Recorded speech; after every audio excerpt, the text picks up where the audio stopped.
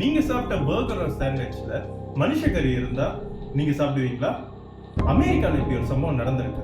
1990s Joe மெத்தனின்ற ஒருத்தர் burger கடை வச்சு நடத்திட்டு இருக்காரு. அவர் கடையில எல்லாரும் நல்லா வந்து சாப்பிட்டுட்டு இருக்காங்க. திடீர்னு பே அப்படின்னு போலீஸ் வந்து அவர் அரெஸ்ட் பண்றாங்க. ஏன் அப்படின்னு தெரியாம அங்க இருந்த மக்கள் ஆச்சரியப்படுறாங்க. அவங்க கிட்ட சொன்னது என்னன்னா, இவர் மனுஷக்கறியை மிக்ஸ் பண்றாரு. ஜோ மெத்தனி யாருன்னா 6 பேர் கொண்ட ஃபேமிலியில வளர்றாரு. அப்பாவோட துணை இல்லாம ஆர்மியில சேர்றாரு. அங்கிருந்து ஒரு டிப்ரெஷன் காரணமா ஆர்மிய வேலையை விட்டு அவர் சீரியல் கில்லா மாறி எல்லாரையும் கொண்டு சில பேர் ரேப்பம் பண்ணியிருக்காரு. அந்த கறியெல்லாம் எடுத்து வெட்டி அதை போர்க்கோட மிக்ஸ் பண்ணி பர்கர் சாண்ட்விச்சா வித்திருக்காரு. 1990s இவர் அரெஸ்ட் பண்ணி 2017 வரைக்கும் இவர் ஜெயில போட்டிருக்காங்க.